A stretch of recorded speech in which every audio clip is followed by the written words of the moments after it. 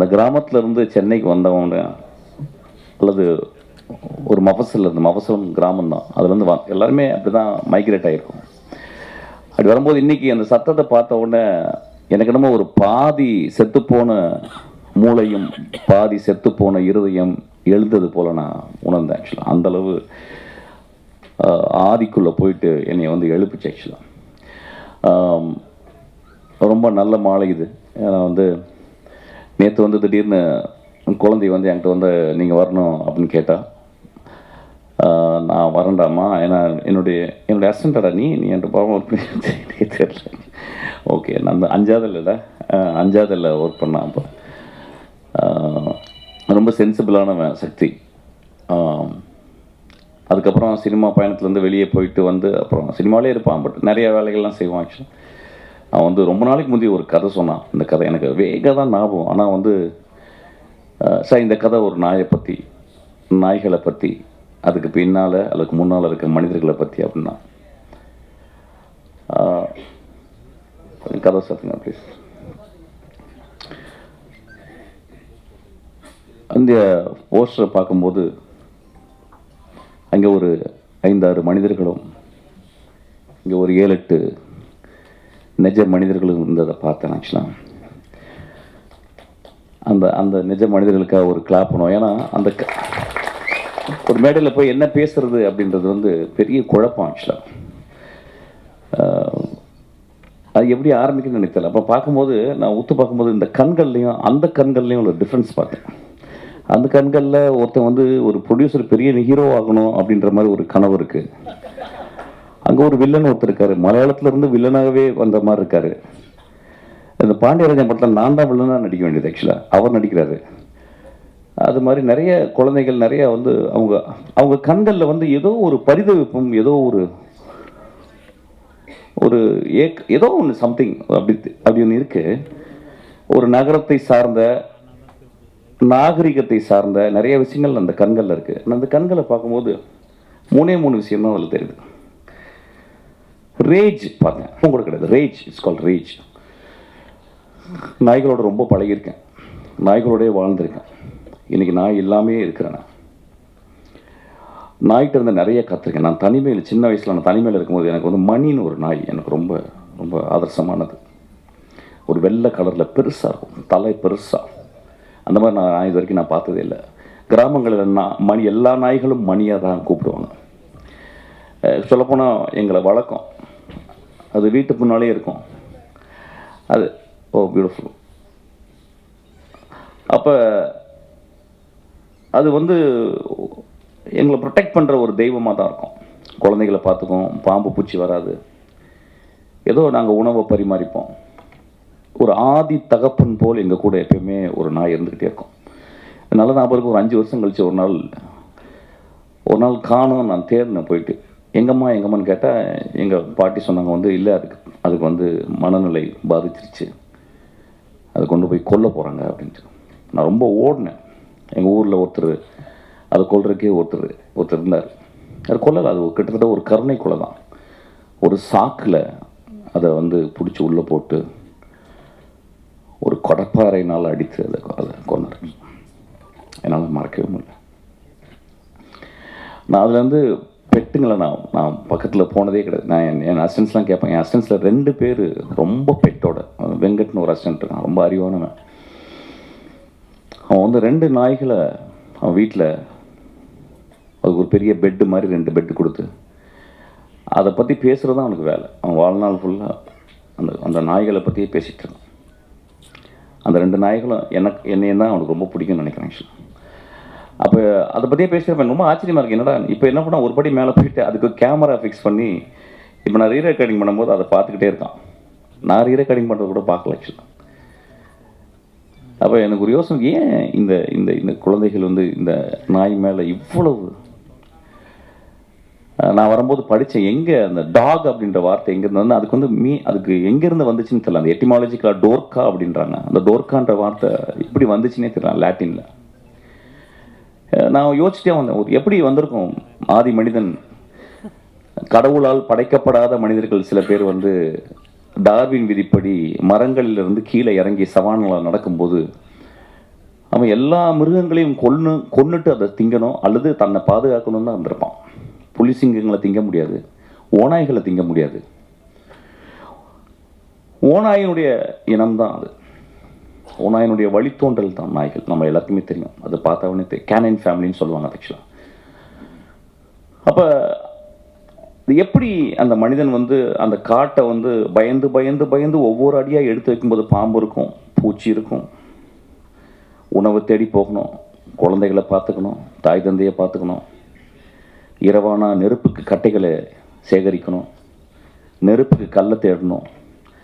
அப்படிங்கும்போது எப்படி ஒரு ஓநாய் எப்படி அது ஒரு மனிதனை சார்ந்து வந்திருக்கும் அப்படின்றது வந்து எனக்கு ரொம்ப டிரான்சிஷன். அந்த டிரான்சிஷன் சொல்லுவாங்க இங்கிலீஷில். அதாவது நம்ம வந்து சினிமா மொழியில் அதிகமாக யூஸ் பண்ணுறது, ஒரு கதையில் ஒரு கதாநாயகன் ஒரு இடத்துல இருந்து மாறி வரான் அப்படின்றது. இப்போ பார்த்தீங்கன்னா one of the greatest transition பார்த்தேன். திடீர்னு கடவுள் தோன்றார், திடீர்னு பிள்ளையார் தோன்றார். எனக்கு இந்த மாதிரி ஒரு பிள்ளையார் நான் வாழ்க்கையில் பார்த்ததே இல்லை. நான் நிஜமாகவே முதல் தடவை நான் பிள்ளையாரை பார்த்தேங்க. நண்பர்களே, ஆதி கலைஞர்கள் ஐயா அவர்கள் நம்ம பார்க்கும்போது ரொம்ப நம்ம எதுவும் சும்மா சிரிச்சுட்டு பார்த்த மாதிரி இருப்போம். பிள்ளையார் இது வரைக்கும் பார்த்துருக்கோமான்னு தெரியல. பிள்ளையாருக்கு எப்படி ஒரு வடிவம் வந்ததுன்னு தெரியல. யாரோ எழுதுனாங்க, எப்படியோ எழுதப்பட்டிருக்கும். அது புனைவா அல்லது புனைவு இல்லையா அப்படின்றது தெரியாது. ஆனால் நெஜ பிள்ளையார் இன்னைக்கு நம்ம பார்க்கலாம். ஒரு துண்டை சுருட்டி, அதுதாங்க, அதான் பொயட்ரி, அதுதான் greatest art. I was astounded. அப்போ அந்த ஒரு ஓநாய் ஏதோ ஒரு வகையில் நிச்சயமாக ஓநாய் எப்பயுமே நான் பார்த்துருக்கேன். ஓநாய் வந்து நான் வெளிநாடுகளில் போகும்போது பார்த்துருக்கேன். அதுக்கப்புறம் நான் கிட்டத்தட்ட ஒரு 15-16 வருஷம், ஆமாம் ஒரு 18 வருஷம் மசனங்குடியில் போயிட்டே இருக்கும்போது நான் ரொம்ப பார்க்க ஆசைப்பட்டது. நான் வந்து விலங்குகளை போய் நான் காட்டுக்குள்ளே பார்க்குறதில்ல. எனக்கு என்னமோ எல்லாருமே இந்த சஃபாரின்னு சொல்லுவாங்க, but I don't believe that. ஏன்னா அது இருந்த இடத்துல நம்ம போயிட்டு அதை போய் ஒளிஞ்சு நின்று பார்க்குறது, ஜீப்பில் நின்று பார்க்குறது, லைட் அடித்து பார்க்குறதுன்றது எனக்கு நம்பிக்கை இல்லை. அதை எப்பயாவது வரும்போது என் நண்பர் வீட்டில் தங்கியிருக்கும் போது அந்த காட்டில் அப்படி வந்துட்டு போகும்போது நான் பார்ப்பேன். அப்போ அந்த 16-17 வருடங்களில் நான் பார்க்காத ஒரு யானைகள் பார்த்துருக்கேன், புலிகள் பார்த்துருக்கேன், எல்லாமே பார்த்துருக்கேன். நான் பார்க்காத ஒரே ஒரு வந்து சென்னாய் தான். அந்த சென்னாய் நான் ரொம்ப எக்ஸாட்டிக்கான ஒரு அனிமல். அது மனிதர்கள் கண்கே அது தோணாது. அப்போ ஒரு நாள் நான் ஒரு இடத்துலேருந்து ஒரு இடத்துக்கு நான் ஒரு மத்தியானம் போகும்போது 2 நாய்கள், சென்னாய்கள். இப்போ நாயின்னு சொல்லும் போது இந்த சமூகம் வந்து அதை ஒரு கீழே தான் பார்க்குறாங்க. நான் அந்த தோணையில் பேசலை. அந்த 2 உருவங்கள் நம்ம கொடுத்த பேர் இது. பைரவர்கள் வேணால் சொல்லலாம், ஆதி பைரவர்கள் வேணால் சொல்லலாம். அவங்க 2 பேர் நடந்து போனதை பார்த்தேன். நான் பிரேக் போட்டுட்டேன், அது அப்படியே நடந்து போகுது. அந்த 2ம் அந்த காட்டுக்குள்ளே ஒரு பகுதியிலேருந்து இன்னொரு பகுதிக்கு போகும்போது நான் பார்த்தேன்.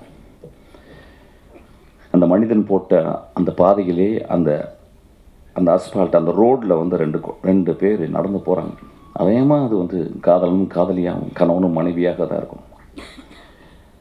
என்னை பார்த்து அப்படி ஒரு அந்த வண்டியை பார்த்துட்டு, ஒரு அசிங்கமான அந்த ஜீப்பை பார்த்துட்டு அப்படியே திரும்பி போய் அந்த ஒரு செகண்ட் தான் நான் பார்த்தேன். அப்படி அந்த காட்டுக்குள்ள ஒரு நாய்களை பார்த்து, செந்நாய்களை பார்த்து பயப்படுற மிருகங்கள் என்னென்னா, எல்லா மிருகங்களும் பயப்படுமா. யானை முதற்கொண்டு பயப்படுமா. ஏன்னா ஒரு செந்நாய் எப்படி வேட்டையாடும் அப்படின்னா, ஒரு புலியை துரத்திட்டு வந்து 4 பக்கம், எப்பயுமே சென்னாய் ஒரு 10-15 பேர் தான் வருவாங்க. அதாவது நீங்கள் ஆர்ட் ஆஃப் வாரை படிக்கணும்னா சென்னாய் படிக்கணும். அது எப்படி ஸ்ட்ராட்டஜின்னு, ஒரு 10-12 நாய் வந்து அது சுற்றின உடனே விரட்டி ஓடுமா. ஒரு கிட்டத்தட்ட ஒரு 10 கிலோமீட்டர் விரட்டுமா, பின்னாடி போயிட்டே இருக்குமா. கடைசியில் அந்த புலியோ சிறுத்தை ரொம்ப டயர்டாகி ஒரு மரத்தில் ஏறிடுமா.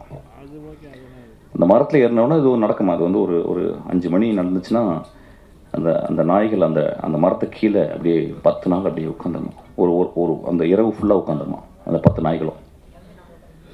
காலையில் ஒரு 6 மணிக்கு இன்னொரு 10 நாய்கள் வந்து இவங்களை ரிலீவ் பண்ணுவாங்களாம். இவங்க எந்திரிச்சு போவாங்கன்னா அந்த 10 நாய் உட்காருமா. அன்னைக்கு இரவு ஃபுல்லாக உட்காந்துமா. மறுநாள் இரவில் அது அந்த சிறுத்தை மயங்கி கீழே வந்துடும். அதை உணவாக எடுத்துக்கொண்டு தன்னுடைய குழந்தைகளுக்கும் தான் தின்று மீதியை தன் தொண்டைக்குள் வைத்துக்கொண்டு தூரத்தில் இருக்கும் அந்த 10 கிலோமீட்டர் தூரத்தில் இருக்கிற அந்த மரப்பொந்துகளில் அல்லது மலை பொந்துகளில் ஒளிந்திருக்கும் அந்த மனைவி மக்களுக்கு, தாய் தந்தையருக்கு கொண்டு போய் கக்கி அதை வந்து கொடுக்கும். ஏதோ ஒரு வகையில் நம்ம வந்து பிராணிகளை உத்து பார்க்கறத வந்து தவறிட்டோம், அல்லது மனிதர்களை உத்து பார்க்கறத தவறிட்டோம். இந்த கண்களை உத்து பார்த்தீங்கன்னா அந்த கண்களில் வந்து அது டீபோஸ்ட் அனிமலிஸ்டிக்கான ரொம்ப தேவையான ஒரு வனத்தை பாதுகாக்கிற அந்த 3 பார்வைகள் இருக்கும். ஒன்று ரேஜ், அதுக்கப்புறம் புரியாத தன்மை, என்ன நடக்குது நம்மளை பற்றி, என்ன இங்கே அலங்குன்னு ஒரு படம் பண்ணுறாங்களா, நம்ம என்ன பண்ணுறோம். ஏன்னா எல்லாருமே நடிக்கலாம், ஏன்னா எல்லாருக்குமே வந்து சிவாஜி ஆகணும், கமல்ஹாசன் ஆகணும், அப்படி ஆகணும் ஆசை அப்படின்னா. ஆனால் அதை நடிக்க வைக்கும்போது அது என்ன பண்ணும் ஆக்சுவலாக வந்து அதுக்கு டேக்கெல்லாம் சொல்ல முடியாது. ஓகே டேக், இது நல்லா கொஞ்சம் வேறு மாதிரி பண்ணுங்கள் அப்படின்னு சொல்ல முடியாது. ஸோ நம்ம என்ன பண்ணணும், கேமரா கொண்டு போய் வி ஹேவ் டு வெயிட். நான் ஒரு தடவை 2-3 தடவை நாய்களோட நான் ஒர்க் பண்ணியிருக்கேன். நீங்கள் டேக்கெல்லாம் சொல்ல முடியாது. அங்கே போய்ட்டு நீங்கள் மூட் அவுட்லாம் ஆக முடியாது, அது மூத்திரம் அடிச்சிடும். So you have to wait patiently, you have to. அப்புறம் அதுக்கு ஸ்கிரிப்ட் வேறு மாதிரி எழுதணும். இப்போ இங்கேருந்து அதை வரணும் அப்படின்னா டாக்டர் என்ன சொல்லி சார் இது வரணும் அப்படின்னா அவர் டாக்டர் என்ன இங்கே நிற்பார், அது வரும் ஏதோ சொன்னோன்னு. சில டைம் கோமாய் போடாமல் அப்படி கூட போயிடும் ஆக்சுவலாக. Then we have to wait. அப்புறம் then we have to wait. நான் ஒரு நாள்லாம் வெயிட் பண்ணியிருக்கேன். ஸோ ஒரு நடிகர்கள் முன்னால் நடிக்கவே தெரியாது அந்த ரேஜ், புரியாத தன்மை, அதுக்கப்புறம் 3வது பார்வையாக இங்கே ஊற்று பார்த்தீங்கன்னா ஒரு பெரும் கருணையை உள்ள பார்க்கலாம். நம்ம எல்லாம் சொல்கிறோம் கருணை வந்து மனிதருக்கு சொந்தமானது, கருணை விலங்குகளுக்கு சொந்தமானது. ஒரு 4 நாளைக்கு முந்தி என்னுடைய அசிஸ்டண்ட்டு நிவேதிதா, ஒரு 10 வருஷத்துக்கு முந்தி, ஒரு 8 வருஷத்துக்கு முந்தி ஒரு கார் ஆக்சிடெண்ட்டில் முதுகில் அடிபட்டு 2 காலும் அவளால் வேகமாக நடக்க முடியாது. அவள் என் கூட தான் அசிஸ்டண்ட்டாக இருக்காள். அவள் வந்து சொன்னான் என்கிட்ட, சார் நான் நேற்று வந்து நைட்டு எங்கள் வீட்டுக்கு கீழே வெளியே வந்து ஒரு தெருநாய் இருக்குது சார். நான் எப்போ பார்த்தேன்னா அது போன சாப்பாடு கொடுப்பேன். நான் வந்தோன்னே வாழாட்டம், என்னை பார்த்தோன்னு ரொம்ப பிடிக்கும், பக்கத்தில் ஒரு நான் தடவி கொடுப்பேன். என்னை படிக்கட்டில் வந்து விடுங்க சாருங்க, மேலே 3வது படிக்கட்டு. ஒரு குச்சி வச்சுருப்பான் கையில், அதை வச்சு நடந்து போவேன் 3வது மாடி. லிஃப்ட் யூஸ் பண்ண மாட்டேன், ஏன்னா மாடி ஏறி போகணுன்னு டாக்டர் சொல்லியிருக்காங்க, கால் கொஞ்சம் பலமாகணும். அப்போ நான் நேற்று போனேன் சார், என் பின்னாடியே உரசிக்கிட்டே வந்துச்சு. 2வது மாடி வரும்போது எந்த இப்படி பக்கத்தில் குறுக்க வந்துச்சு, எனக்கு பேலன்ஸ் ஆகி நான் வந்து கீழே விழுந்துட்டேன் சார். ஒரு 3-4 படி உருண்டு விழுந்துட்டேன். அப்போ விழுந்த உடனே என் கொஞ்ச நேரம் அப்படியே பார்த்துச்சேன் அந்த டாகு. அதுக்கப்புறம் என் பக்கத்தில் வந்துச்சு, அப்படியே அது கண்ணில் பதட்டத்தை பார்த்தேன். அது அப்படியே ஒடுங்கி, உடம்பெல்லாம் ஒடுங்கி என் மேலே வந்து பக்கத்தில் வந்து நின்றுச்சு. எனக்கு பயங்கர கோவம், நான் அடிக்கலான்னு குச்சியை ஓங்கிட்டேன். அதுக்கப்புறம் அதை பார்த்துட்டு எனக்கு ரொம்ப கஷ்டமாயிடுச்சு. எனக்கு விழுந்து பழக்கம் சார், அதனால் எனக்கு பழக்கம். நான் எந்திரிச்சு அப்படியே கோவமாக போயிட்டேன். மறுநாள் காலையில் நான் ஆஃபீஸ்க்கு வந்து கதவை திறந்தேன் சார், வெளியே நின்றுச்சு, என்னைய பார்த்துச்சு. நான் அதை பார்த்து சிரித்தேன். அது அப்படியே ஓரமாக ஒதுங்குச்சு.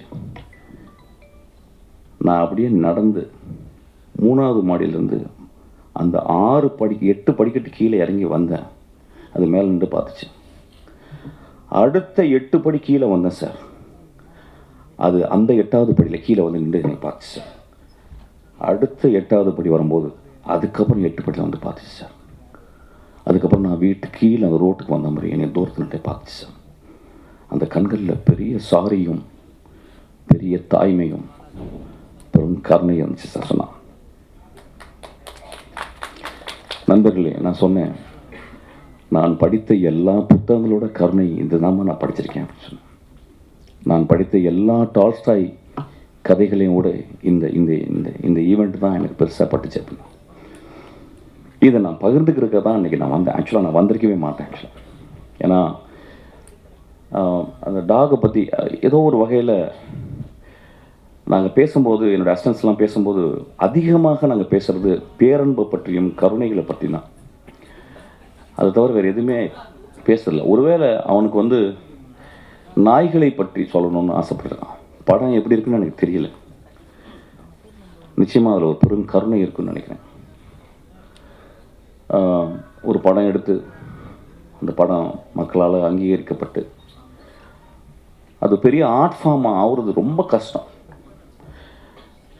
இன்னைக்கு கூட நான் பண்ணிக்கிட்டு இருக்கும்போது எனக்கு நியூஸ் கேட்டுச்சு. அதாவது ஒரு திரைப்படத்தை பார்க்க போகும்போது அந்த திரைப்பட நடிகர் அங்கே வந்து அதனால் மக்கள் வேகமாக ஓடி போயிட்டு ஒரு பெண் இறந்துட்டாங்கன்னு சொல்லிட்டு, அது ஒரு பெரிய ஆக்சிடெண்ட். அதுக்கு அந்த கதாநாயகனுக்கும் அவனும் ரொம்ப கஷ்டப்பட்டுருவான் அந்த குழந்தை. நடிகர்கள், சினிமாக்காரர்கள் எப்பொழுதுமே நாங்களும் ஒரு நாய்களை போல தான். ஏதோ இந்த கிராமத்தில் வந்து ஏதோ ஒரு ஊருக்கு வந்து மைக்ரேட் ஆகி வந்து இந்த இப்போ கலைகள் பண்ணாங்க பார்த்தீங்களா, அது மாதிரி இதை பண்ணி இதை பாருங்கள், இப்படி நாங்கள் ஆடி காட்டுறோம், இப்படி பாடி காட்டுறோம், நீங்கள் கொஞ்சம் கைத்தட்டுங்க.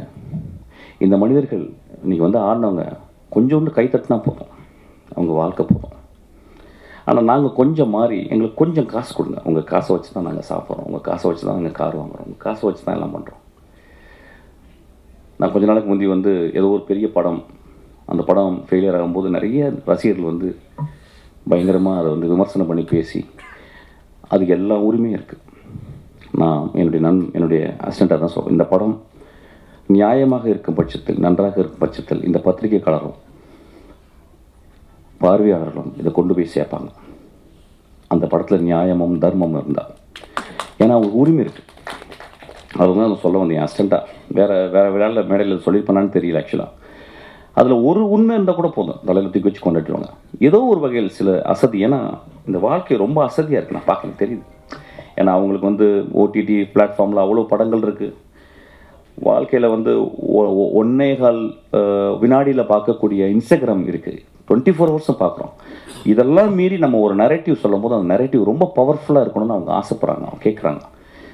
நம்மளும் படித்து வளர்கிறோம், அவங்க 200 மடங்கு அவங்களும் பார்த்து படித்து வளர்கிறாங்க. ஸோ ஒரு படம் அவங்களுக்கு நல்லா இல்லாம்போது ரொம்ப கோபம் வந்துடுது, வெகுண்டு வந்துடுது. அவங்க முன்னால் ஒரு கேமரா கொண்டு போய் காட்டிடுறோம், அதில் அந்த மனிதர்கள் வந்து தவறாக சில வார்த்தைகள் பேசுகிறாங்க. அது பெரும் மனசு வருத்தத்தை. நடிகர்களை நீங்கள் கொஞ்சம் கருணையோடு பார்த்துக்கணும். இந்த சொல்கிறதுக்கு நான் அச்சப்படலை. நான் கங்குவா படம் நான் பார்க்கல, இருந்தாலும் அந்த படத்தை பற்றி விமர்சனங்கள்லாம் வந்துச்சு. இன்னும் கொஞ்சம் கருணையோடு நீங்கள் பார்க்கணும். ஏன்னா சூர்யா போன்ற ஒரு நல்ல நடிகர், ஒரு அழகான நடிகர், நம்ம வந்து பத்திரமாக பார்த்துக்கணும் எல்லாரையும். அவங்களெல்லாம் ஒரு சிவகுமார் மாதிரி ஆளுங்களை நல்லா யோசிச்சு பாருங்கள். இன்றைக்கி நம்ம கையில் வந்து சிவாஜி இல்லை, நம்ம கையில் வந்து எம்ஜிஆர் இல்லை, பெரிய பெரிய ஆளுங்கள். அவங்களோடலாம் பணியாற்றிய ஒரு சிவகுமார்னு ஒரு மனிதன் இருக்கான். எவ்வளோ முக்கியமான மனிதர் நம்மளுக்கு. ஆக்சுவலாக அவங்க வீட்டில் வந்த ஒரு 2 குழந்தைகள் ரொம்ப நல்லது. இப்போ நான் ஒன்று விமர்சனம் பண்ணேன், அடுத்து நீங்கள் சூர்யாவுக்கு கதை சொல்ல பாருங்க, நான் சொல்லவே போகிறதில்ல. ஆக்சுவலாக படம் கொடுத்தா கூட நான் ஒத்துக்க மாட்டேன், பட் நான் கருணையோடு பார்க்க சொல்கிறேன். ஏன்னா கருணையை பற்றி பேசும்போது நான் கருணையோடு வரேன். ஒரு படத்தை வெற்றி பெறதுக்காக இந்த குழந்தைகள் நாங்கள்லாம் எவ்வளோ கஷ்டப்படுறோன்றது சொல்லி உங்கள்கிட்ட வந்து மடி விரிக்கலை. கிட்டத்தட்ட வாழ்க்கையை மறந்துட்டு வேலை செஞ்சுக்கிட்டு இருக்கோம். அப்போ ஏதோ சின்ன ஒரு பேலன்ஸ். ஆக்சுவலி அதாவது ராக்கெட் இன்ஜினியர்ஸ் சொல்லுவாங்க, ஒரு 10 வருஷம் கஷ்டப்பட்டு 24 மணி நேரம் ஒத்த சிந்தனையோட கான்ஸ்டன்ட் விஜிலன்ஸோட ஒரு ராக்கெட்டை டிசைன் பண்ணும்போது அது ஏதோ ஒரு சின்ன ஒயர் கொஞ்சம் பிரிஞ்சால் கூட அது வானிலை வெடிச்சிருது. அது ஒன்றுமே பண்ண முடியல. அப்படி தான் சினிமாவும் பார்க்குறேன். ஒரு சினிமாவும் ஒரு ராக்கெட் இன்ஜினியரிங் தான். ஒரு 500 கலைஞர்கள் கான்ஸ்டன்ட் விஜிலண்ட்டோட ஒரு திரைப்படத்தை அப்படியே ஒரு சின்ன இலையா பண்ணுறோம். சில டைம் ரொம்ப அங்கே அந்த மூத்த கலைஞன் ஒருத்தர் இருப்பான், அந்த டைரக்டர்னு ஒருத்தர் இருப்பான் பாருங்கள். அவன் வந்து ஒரு இறப்பை நோக்கி போகிற அளவுக்கு போகும்போது தான் ஒரு படைப்பு உருவாகுது. அவன் அங்கே செத்து போவான். கடைசியில் அந்த நாளை வந்து ஃபைனல் அந்த ஷாட் முடிஞ்சு அந்த ஃபைனல் மிக்சிங் முடியும் போது பார்த்தீங்கன்னா, வெளியே வரும்போது பார்த்தீங்கன்னா நல்லா ஞாபகம் இருக்குது. ராஜீவ் மேனன் சொன்னாராம் ஒரு தடவை, யாரையும் அது ஃபைனல் ஏதோ இப்போ உள்ளே போகும்போது யாரையும் அது கீழே பட்டு கிடக்குறா அப்படி செருப்புக்குள்ளே அப்படின்னு. சார் அவர் பேர் பாலான்னு சொன்னாங்களாம். அதுதான் சேது ஒரு பாலா. செத்து போகிற டைம் தான் அந்த டைமில் தான் அந்த படம் உருவாகுது ஆக்சுவலாக. அப்போ ஒரு படம் உருவாகும்போது நம்ம வந்து படம் நல்லா இல்லைன்னு சொல்கிறதுக்கு ரொம்ப உரிமை இருக்குது. ஏன்னா நீங்கள் 150 ரூபா கொடுக்குறீங்க. அப்புறம் ஒவ்வொரு பத்திரிக்கையாளரும் எல்லாம் சினிமா தெரிஞ்சவங்க. நான் நான் சொன்ன சித்திரம்பேசி பார்த்து நான் கதை சொன்னேன், ஏவிஎம்மில் சொன்னேன். அது நல்லா இருக்குன்னு சொன்னவர் அங்கே உட்காந்துருக்கார், வெள்ளை வெள்ளை சட்டை போட்டவர், துளசி பெருமாள். அவர் நல்லா இல்லைன்னு சொல்லியிருந்தால் நான் நல்லா இருந்திருக்க மாட்டேன். ஸோ அவங்க தான் பத்திரிக்கைங்க. நம்மளும் அதை ரொம்ப புரிஞ்சுக்கணும். இது 2 பேரும் கையை கோர்த்து படங்கள் நல்லா இல்லாட்டினாலும் நல்லா இல்லாட்டினாலும் அதில் இல்லையா இப்படி பண்ணலாயா இப்படி பண்ணியிருக்கோனியா அப்படின்னு சொல்லலாம். சினிமாவை எல்லோரும் நம்ம பத்திரமா பார்த்துக்கணும். ஏன்னா சினிமா மட்டும்தான் அறத்தையும் அழகையும். இப்போ நீங்கள் பார்த்தீங்கன்னா என்ன ஒரு பெர்ஃபார்மன்ஸ், வாட். எனக்கு வந்து இன்றைக்கி நைட் ஃபுல்லாக பேசிகிட்டே இருக்கலாம் போல இருந்துச்சு. இந்த படம் இந்த மனிதர்களுக்காகவும் அந்த நடிகர்களுக்காகவும் ஓடணும்னு நான் வந்து கேட்டுக்கிறேன். நான் வரும்போது ரொம்ப டயர்டாக வந்தேன். ஆனால் ஒரு 200 நாளுக்கு வந்து நான் சக்தியோடு இயங்கக்கூடிய அளவுக்கு இந்த மனிதர்கள் வந்து இன்றைக்கி ஒரு எக்ஸ்ட்ரானரியான ஒரு பர்ஃபார்மன்ஸ் பார்த்தேன். இந்த பர்ஃபார்மன்ஸை யார் டிசைன் பண்ணான்னு தெரியல. மேபி என்னுடைய டைரக்டர் டிசைன் பண்ணான்னு தெரியல. ஏன்னா ஹூ அவர் டிசைன்ட் இந்த மாதிரி ஒரு பெர்ஃபார்மன்ஸ் பண்ணவங்க வந்து ரொம்ப ஒரு அறிவான, ரொம்ப மனதுக்கு ரொம்ப ரொம்ப எளிமையான மனிதர்கள் தான் இந்த மாதிரி சொல்ல முடியும். I'm so moved by them, I'm so thankful to them. இந்த படம் ஓடணும்னு நான் மனிதர்களை கேட்டுக்கிறேன். இந்த படம் நியாயமாக இருந்தால் ஓடுன்ற சக்தி, பயப்படாத. இல்லைன்னா அடுத்த படம் பண்ணுவோம், அதையும் ஒழுக்கமாக பண்ணுவோம்.